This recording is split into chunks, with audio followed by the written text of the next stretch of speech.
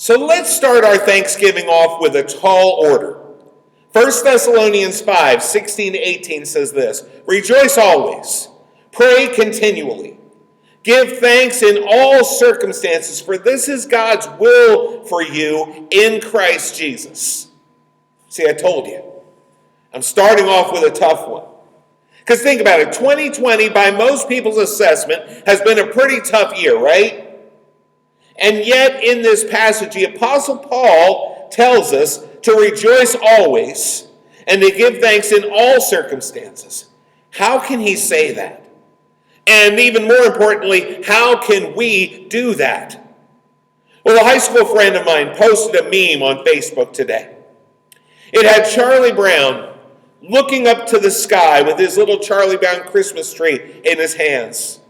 And he was saying, "Dear Lord, all I want for Christmas is for my country to return back to you."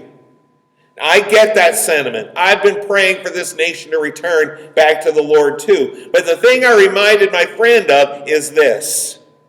If we look at the Bible, the way the Lord usually ends up turning nations back to himself is by letting them experience hard times. So is the answer then to stop praying for the nation to turn to God? No. The answer is to trust God through the storm. We need to trust God to be good regardless of what we're facing. So what if instead of choosing to see the negative, we look for how God is at work in our circumstances? Think about it. There's so many things that are distressing that are happening right now. But can God work in any of them? Of course he can.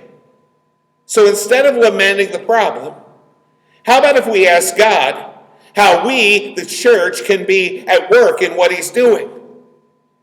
See, we can rejoice always and give thanks in all circumstances if we will pray continually. I remember someone once telling me that where some people see problems, other people can see opportunities.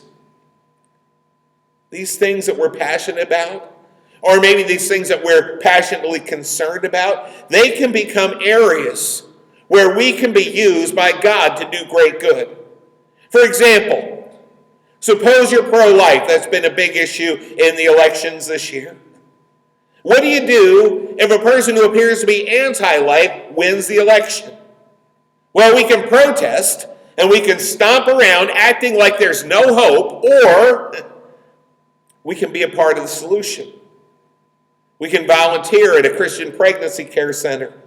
We can find a struggling single mom and help her out. Or maybe work with kids and help them to make good choices. The point is, even when things are not going your way, there's still a God we can trust, who is good and who does good and who works things out for our good.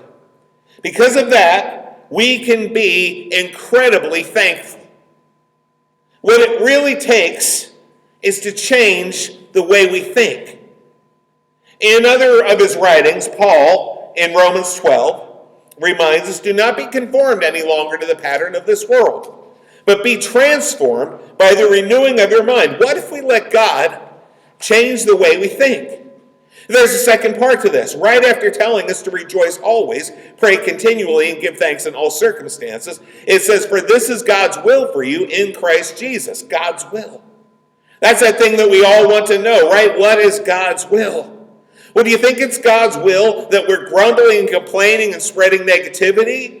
Or do you think it's God's will for his people to do positive things and make a positive difference? And in that Romans passage, it says we're not to be conformed to the ways of the world, and we're rather to be transformed by the renewing of our minds.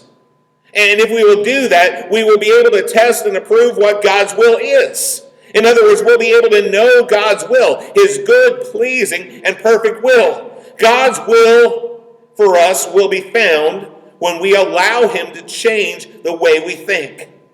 Only then will we be able to see past the obstacles to the opportunities to do something that matters. So rejoice always. Pray continually. Give thanks in all circumstances. And in it all, remember, God is at work. and he loves you.